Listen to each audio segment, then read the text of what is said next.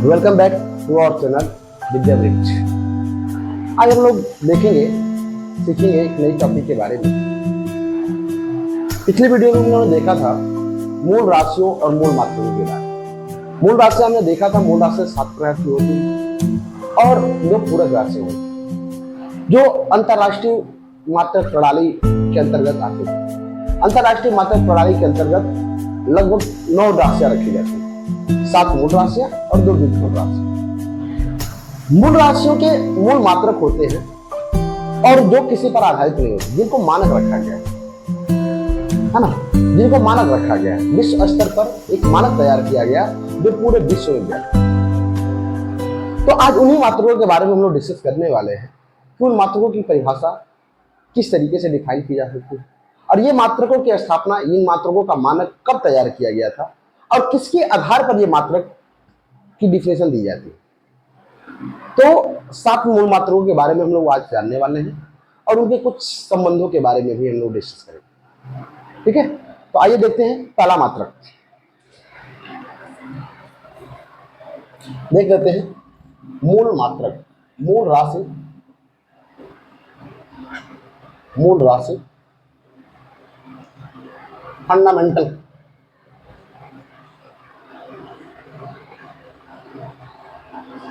Fundamental quantity, quantities, मूल राशि और मूल मात्रक। मूल मात्रक, फंडामेंटल यूनिट, फंडामेंटल यूनिट। इसमें हम लोग पहले मात्रक की बात करेंगे किलोग्राम के बारे में, क्योंकि सबसे प्राचीनतम जो मात्रक हमारा है, जो मानक तैयार किया गया था, वो हमारा किलोग्राम था। किलोग्राम का मानक 1857 ईस्वी में तैयार किया गया था। फ्रांस में एक पेरिस शहर में म्यूजियम स्थित है, वैज्ञानिक तौर पर तुला माप ब्यूरो भी कहते हैं।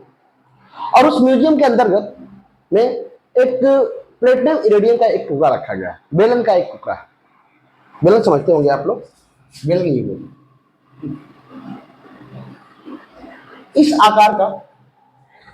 आकार का एक बेलनाकार आकृति है जो मिश्र धातु प्लेटिनम इरेडियम प्लेटिनम इरेडियम धातु से मिलकर बना हुआ। प्लेटिनम और इरेडियम इन दोनों धातुओं से मिश्रित होकर के बना हुआ। और ये जो मिश्र धातु का बेलनाकार आकृति का ये जो ठोस है, बेलनाकार आकृति का जो ये ठोस है, इसका जो मानक द्रव्यमान है, इसका मानक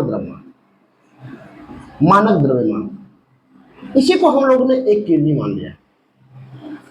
इसका जितना द्रव्यमान है उसी द्रव्यमान को 1 किलोग्राम माना गया है और इसकी मान्यता 1857 ईस्वी में। यह मानक 1857 ईस्वी में तैयार किया गया और इस मानक को जब यूनिवर्सल मात्रक घोषित किया गया, अंतरराष्ट्रीय मात्रक घोषित किया गया, तो इस मात्रकों की छाया फिर है ना, इस प्लेटिनम इरेडियम के टुकड़े जैसे ही एक अलग प्रकार की, मतलब इसी के से मिलता जुलता एक अलग प्रकार का और मिश्र धातु का एक मानक तैयार किया गया है ना। और उसको जो है आदि रूप तैयार किया गया, जैसे आदि प्रारूप भी कह सकते हैं, इसी के आकार का। और उस प्रारूप को विश्व के सभी देशों में क्या किया गया, उसको प्रसारित किया गया, मतलब दिया गया। और उसमें जो भारत की भूमिका रही, भारत का जो आदि प्रारूप रहा, वो 57 है ना, 57 नंबर का जो आदि प्रारूप था वो भारत को प्राप्त हुआ। और तब से भारत में 1 किलोग्राम द्रव्यमान का जो मात्रक है वो रखा गया। ये इसी के आधार पर 1 किलोग्राम से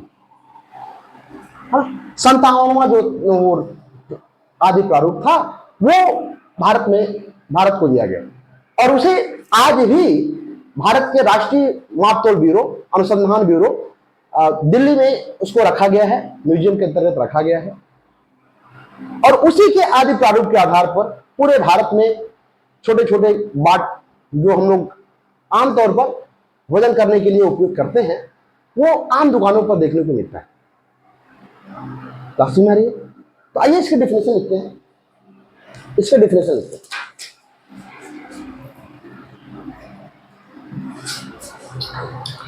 देखेंगे द्रव्यमान। द्रव्यमान एक मूल राशि है और इसका मूल मात्रक है किलोग्राम। किलोग्राम इसकी परिभाषा देंगे, क्या कहेंगे? 1 किलोग्राम, 1 किलोग्राम, 1 केजी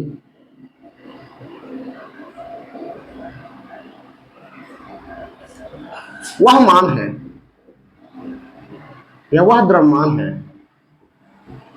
वह द्रव्यमान है जो फ्रांस एक देश का नाम है, फ्रांस के पेरिस, मैंने बताया पेरिस एक म्यूजियम है वहां पे, फ्रांस के पेरिस में मापतौल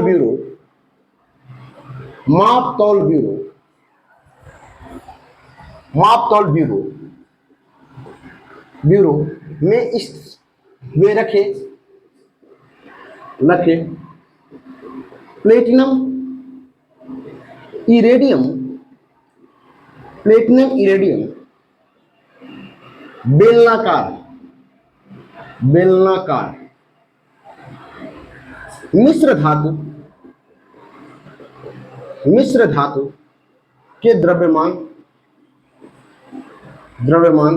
के बराबर होता है,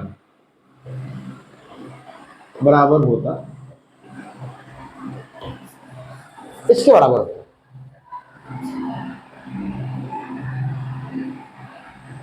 समझ में आएगा? अब इसके आगे देखेंगे, इसका जो आदि प्रारूप था वो भारत में 57वां, अभी हमने बताया 57वां जो आदि प्रारूप था वो भारत में दिया गया, भारत में लाकर रखा गया उसे भारत के म्यूजियम में। ठीक है, तो देखेंगे इस इसका लिख देते हैं, इस मिश्र धातु का आदि प्रारूप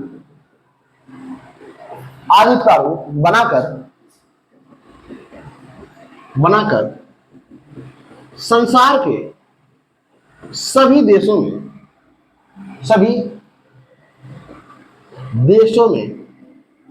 दिया गया। ठीक है, जिसमें भारत का आदि प्रारूप संख्या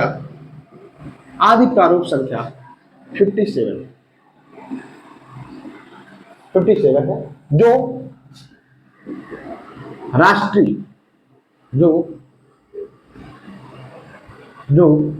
राष्ट्रीय मापतौल ब्यूरो या राष्ट्रीय प्रयोगशाला राष्ट्रीय प्रयोगशाला दिल्ली में स्थित है। राष्ट्रीय प्रयोगशाला दिल्ली में सुरक्षित है या स्थित है? कुछ भी सुरक्षित है।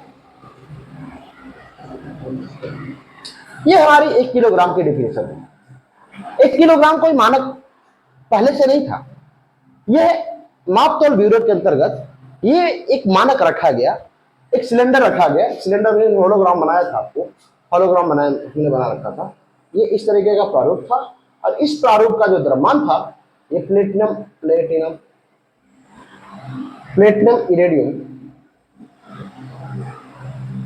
इरेडियम का जो मिश्र धातु का बेलन था, इसके मान को 1 किलोग्राम मान लिया गया और इस मान में कोई परिवर्तन न हो इसलिए इसके आदि प्रारूप बनाए गए और आदि प्रारूप बनाने के बाद इसे पूरे संसार के भिन्न भिन्न देशों में आदि प्रारूप डिस्ट्रीब्यूट किए गए, जिसमें जितने भी देश हैं सभी देशों में मानक एक ही हो और जिसमें आदान प्रदान लेन देन की प्रक्रिया एक सरल भाव में हो सके। समझ आ रही है?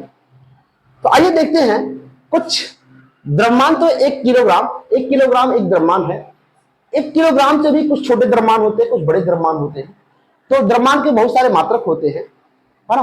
तो कुछ छोटे द्रव्यमान के मात्रक भी होते हैं, कुछ बड़े भी होते हैं। किलोग्राम से कुछ छोटी इकाइयां भी होती हैं और किलोग्राम से कुछ बड़ी इकाइयां भी होती हैं। तो वन बाय वन उसके बारे में हम लोग डिस्कस करेंगे। तो पहले हम लोग देखते हैं छोटे इकाइयों के बारे में। तो कहेंगे द्रव्यमान के छोटे मात्रक, द्रव्यमान के छोटे मात्रक, स्मॉल यूनिट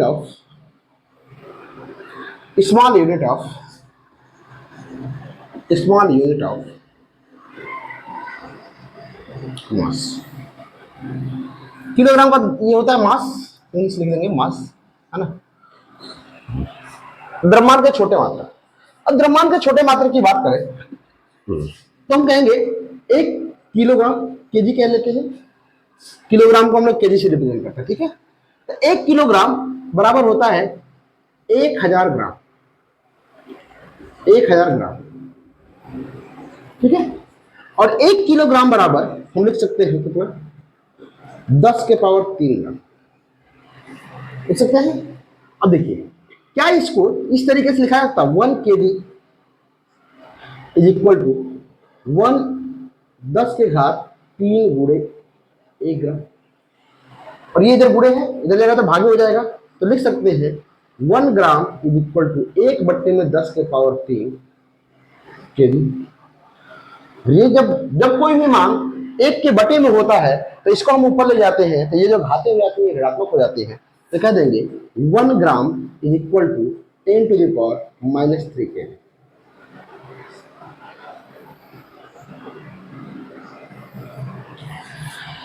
बात समझ में आ रही है। किलोग्राम से 1 किलोग्राम का 1000वां भाग जो होता है, 1 किलोग्राम का 1000वां भाग क्या कहलाता है, 1 ग्राम कहलाता है। तो 1 किलोग्राम बराबर 1000 ग्राम, 1 किलोग्राम बराबर 10 के पावर 3 घात। 10 के पावर 3 घात कैसे कह सकते हैं, हम जानते हैं कि 1000 को हम लोग अगर लिखे तो इससे लिख सकते हैं 10 गुणे 10 गुणे 10, तो ये हो जाएगा 10 1 2 3। एक एक घाते हैं, जब आधार बराबर होते हैं घाते जुड़ जाती है, तो इससे हम लिख सकते हैं 10 के पावर 3, ये हमारा बनेगा। तो 1 किलोग्राम से जो छोटा मात्रक होता है वो ग्राम होता है। इससे भी छोटे मात्रक होते हैं मिलीग्राम, इससे छोटा मात्रक होता है मिलीग्राम। ये पहला मात्रक हमारा था, ठीक है।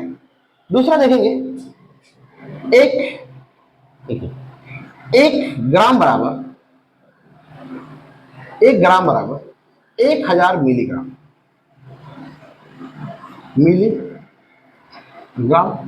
मिलीग्राम को हम लोग mg से रिप्रेजेंट करते हैं, ठीक है, mg से प्रदर्शित करते हैं। तो इसी तरीके से हम ये भी लिख सकते हैं 1 gram is equal to 10 to the power 3 लिखा जा सकता है, mg मिलीग्राम, ठीक है। और यहाँ पे हम कर दें सेम टू सेम प्रोसीजर में, अगर यहाँ पे 1 से मल्टीप्लाई करें, ये हो जाएगा 1 mg बराबर 1/10 टू द पावर 3g। तो क्या इसे 1 mg बराबर 10 के पावर -3 ग्राम लिखा जा सकता है, जी हाँ लिखा जा सकता है। तो 1 mg बराबर इतना हो गया, समझ में आ रही है। और अगर किलोग्राम की बात करें तो आप देख पा रहे होंगे कि 1 mg बराबर 10 to the power -3 into 1g है, इसको ऐसे लिख सकते हैं। और 1g बराबर होता है 10 टू द पावर -3 के, इसको लिख सकते हैं 1 mg is equal to 10 to the power -3 इंटू 10 टू द पावर -3 केजी। ये हमारा होगा 1 mg बराबर 10 के पावर -6 केजी। ये बात समझ में आ रही है, 1 mg बराबर 10 के पावर -6 केजी। ये हमारा दूसरा मात्रक होता है, इसको हम दूसरा कह लेते हैं, इसको हम तीसरा मात्रक कहते हैं। ये संबंध है, ठीक है। चौथा आता है कैरेट। देखिए 1 ग्राम का 1000वां भाग 1 मिलीग्राम कहलाता है, 1 ग्राम का 1000वां भाग 1 मिलीग्राम कहलाता है। इसकी परिभाषा थी, तो इतना बराबर हमने इतना लिखा, सेम प्रोसीजर में इसके आधार पर हम इतना करें। और आगे चलते हैं, इसके बाद आता है कैरेट। कहेंगे एक किलोग्राम बराबर होता है 500 कैरेट, कितना होता है 5000 कैरेट। 5000 कैरेट, कैरेट कैरेट भी एक द्रव्यमान का ही मात्रा, ठीक है। 5000 कैरेट होता है। अब 5000 कैरेट होता है, इसको हम ऐसे इधर करेंगे, देखिए तो हम कहेंगे एक कैरेट, कैरेट बराबर 1/5000 गुणे क्या जाएगा केजी, ठीक है। तो क्या हम इसे इतना लिख सकते हैं, एक कैरेट, कैरेट बराबर 5 इंटू 10⁻³ लिख सकते हैं, जी हाँ लिख सकते हैं। कहेंगे इसे जब ऊपर ले जाएंगे तो ये हो जाएगा 1 कैरेट बराबर 1/5 इंटू 10⁻³ केजी, ठीक है, ये 5 है। तो कहेंगे 1 कैरेट, कैरेट एक में जब 5 से भाग देंगे, देखिए एक में जब 5 से डिवाइड करेंगे तो ये आएगा 0.1, ठीक है। तो यहां पे हो जाएगा 0.2 इंटू 10⁻³ केजी, इतना हो जाएगा, ये इतना होने वाला है। इसी को आगे अगर लिखेंगे, थोड़ा सा और आगे लिखते हैं, तो कहेंगे 1 कैरेट, 1 कैरेट, 1 कैरेट बराबर, देखिए इसे लिख सकते हैं 2 गुणे 10⁻⁻4 केजी लिख सकते हैं। कोई डाउट, कोई डाउट, कोई डाउट नहीं, यहां पे लिख सकते हैं। और आप देख पा रहे हैं कि 1 mg बराबर होता है 10⁻⁻6 केजी। 1 mg बराबर 10⁻⁻6 केजी। तो हम यहां पे एक फार्मूला और अप्लाई कर सकते हैं, देखिए यहां पे बताते हैं। 1 mg बराबर 10⁻⁻6 केजी। तो क्या इसको हम 1 केजी बराबर 10⁻6 mg नहीं लिख सकते? ये इधर 10⁻⁻6 है, इधर आएगा डिवाइड हो जाएगा, और जब ऊपर ले जाएंगे तो क्या जाएगा प्लस। तो 1 किलोग्राम बराबर 10⁻6 mg हो जाएगा। तो हम यहां पे लिख सकते हैं 1 कैरेट, 1 कैरेट बराबर 2 गुणे 10⁻⁻4 गुणे 10⁻6 mg। तो कहेंगे 1 कैरेट बराबर 2 गुणे, इसमें से हम घटाएंगे, देखिए बेस बराबर है, घाते जुड़ जाएंगे, 6 - 4 हो जाएगा mg। तो कितना होने वाला है 1 कैरेट, 1 कैरेट बराबर 2 गुणे 10⁻2 mg, या इसको इतना लिख सकते हैं 1 कैरेट, 1 कैरेट बराबर 200 mg। अगर आपको फार्मूले बनाने के तरीके आते हैं, ये संबंधों को स्थापित करने का तरीका अगर आता है, तो आपको किसी भी फार्मूले को रटने की आवश्यकता नहीं, किसी भी संबंध को आपको रटने की आवश्यकता है। आप एक संबंध से दूसरा संबंध ऑटोमेटिक स्थापित करते हैं, यदि आपको संबंध स्थापित करने का फार्मूला आता है तो।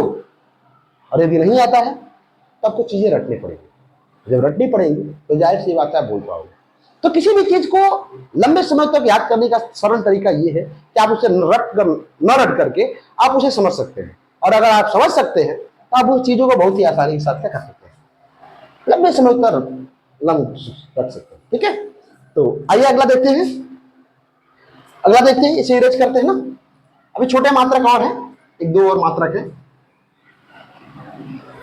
एक और मात्रक है परमाणु द्रव्यमान, बस इससे छोटा और कोई नहीं होते हैं, लेकिन आपको बहुत ज्यादा जानने की जरूरत नहीं, जितना आपको जानना है उतना हम बता रहे हैं, ठीक है। एक और होता है छोटे मात्रक, जिसे हम कहते हैं एक परमाणु द्रव्यमान, एटॉमिक मास यूनिट 1 AMU, परमाणु द्रव्यमान मात्रक, एटॉमिक मास यूनिट 1 AMU। तो 1 AMU होता क्या है, जरा देख लेते हैं। 1 AMU जो होता है, आप जानते होंगे कार्बन परमाणु, तो कहेंगे इसकी परिभाषा लिख लेते हैं, कहेंगे कार्बन परमाणु परमाणु C612, इसको ऐसे भी लिखते हैं और इसे ऐसे भी लिखा जा सकता है C612। ठीक है, आप जैसे चाहें वैसे लिख सकते हैं। C612, 6 क्या है? परमाणु क्रमांक है। 12 क्या है? परमाणु भार है। ठीक है, तो कहेंगे कार्बन परमाणु के द्रव्यमान, द्रव्यमान का 12वां भाग, 12वां भाग 1 AMU या परमाणविक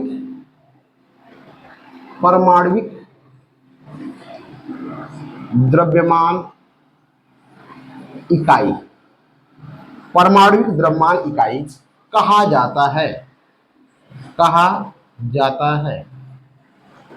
जो कार्बन परमाणु होता है, कार्बन परमाणु को परमाणु की तुलना पर तौला जाता है और तौलने के बाद क्योंकि हम इसमें जानते हैं कि 6 इलेक्ट्रॉन 6 प्रोटॉन होते हैं, 6 प्रोटॉन होते हैं और 6 न्यूट्रॉन होते हैं और लगभग न्यूट्रॉन और प्रोटॉन का द्रव्यमान जो होता है लगभग एक दूसरे के बराबर होता है। तो जितना इसका द्रव्यमान होता है इससे 12 हो गए और एक एटॉमिक मास यूनिट है ना, एटॉमिक मास यूनिट, तो 12 से हम इसमें डिवाइड कर देते हैं तो जितना उसका मान आता है वही हमारा कहलाता है 1 AMU। तो कहेंगे 1 AMU बराबर होता है 1.6606 इंटू 10⁻⁻27 के।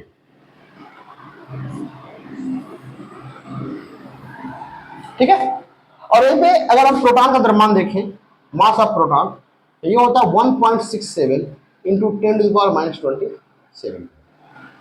ये लगभग एक दूसरे के बराबर होते हैं, बहुत थोड़ा सा अंतर होता है। और मास ऑफ प्रोटॉन भी लगभग इन्हीं के बराबर होता है, मास ऑफ न्यूट्रॉन, ये दोनों द्रव्यमान भी लगभग एक दूसरे के सेम होते हैं।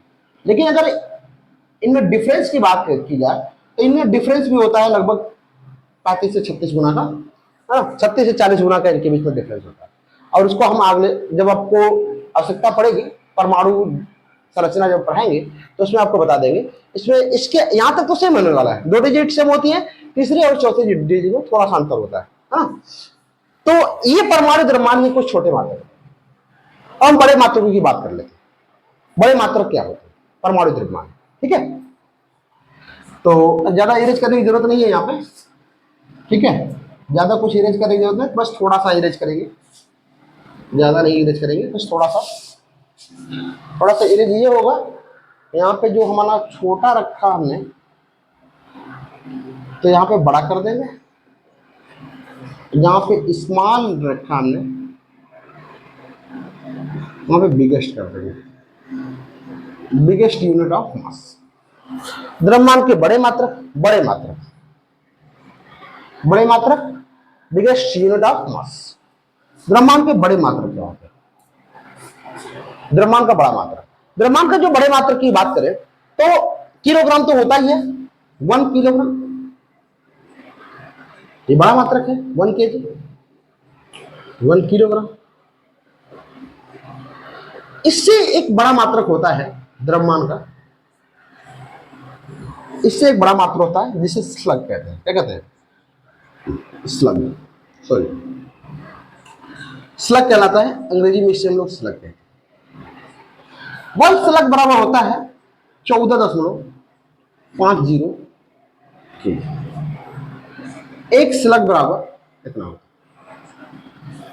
है ना। ये पहला मात्रक हो गया हमारा बड़ा। दूसरा मात्रक होता है जो क्विंटल कहलाता है। एक क्विंटल बराबर 100 kg होता है, 100 किलोग्राम। ठीक है, दूसरा होता है मीट्रिक टन। एक मीट्रिक टन बराबर होता है 100 क्विंटल। 100 क्विंटल किलोग्राम में इसकी बात करें तो 1 मीट्रिक टन बराबर होता है 100, और 1 क्विंटल में कितना? 100 kg, तो कह देंगे 100 kg। तो ये होने वाला है 1 मीट्रिक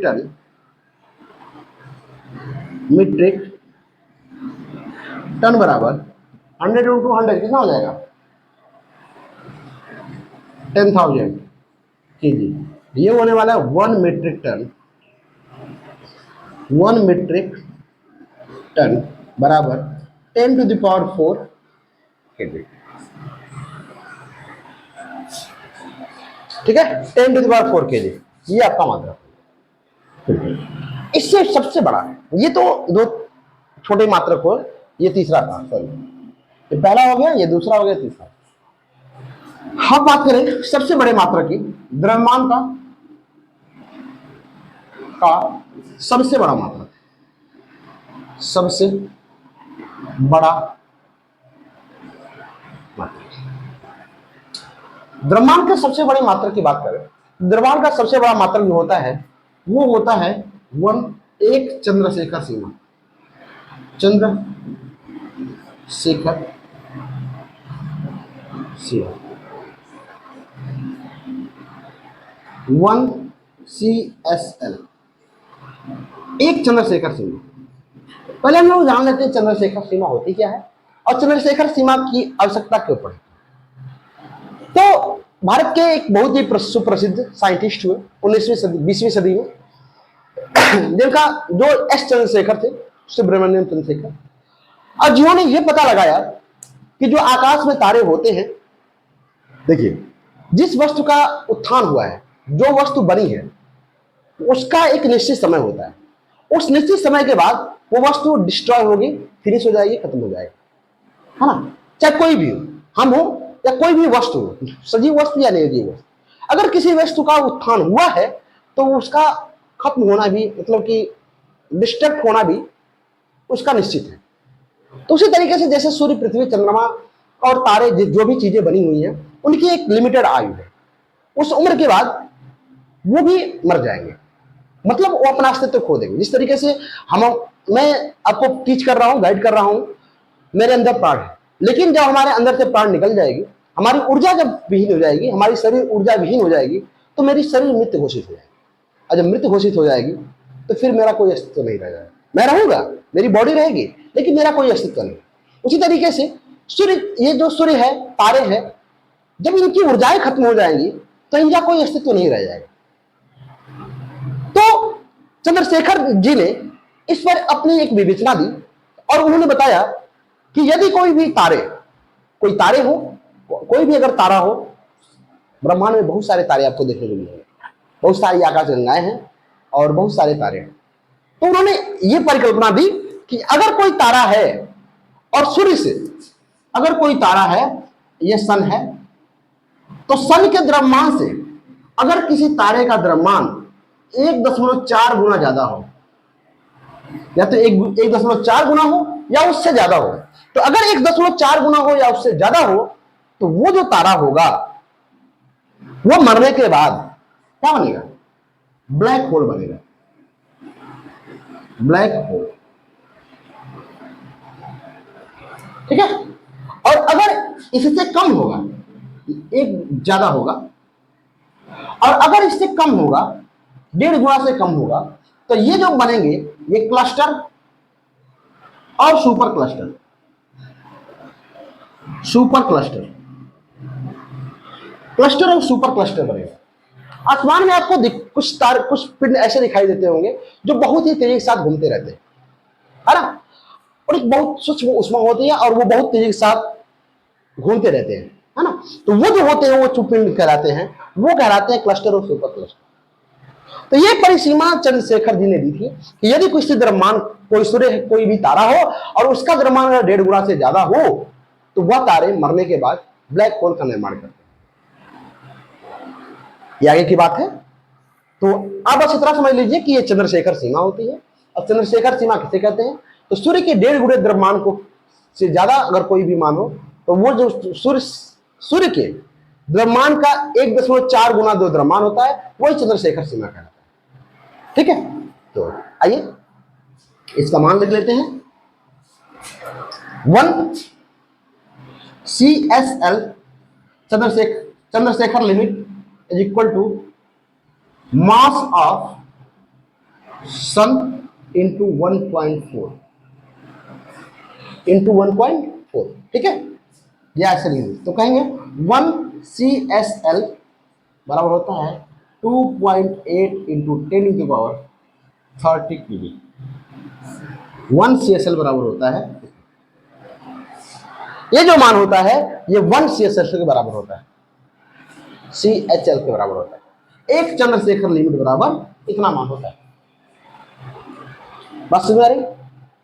तो ये जो द्रव्यमान की परिकल्पना थी 1857 ईस्वी में दी गई थी, और सबसे प्राचीनतम, अगर हम अंतरराष्ट्रीय पद्धति में, अंतरराष्ट्रीय प्रणाली के अंतर्गत अगर सबसे प्राचीनतम मात्रक की बात करें, सबसे प्राचीनतम राशि के मात्रक की बात करें तो हमारा किलोग्राम होता है, जिसकी स्थापना, जिसकी सर्वप्रथम परिकल्पना 1857 में की गई थी, और इसको अंतरराष्ट्रीय लेवल पर 1963 में शायद इसको मान्यता प्राप्त हुई।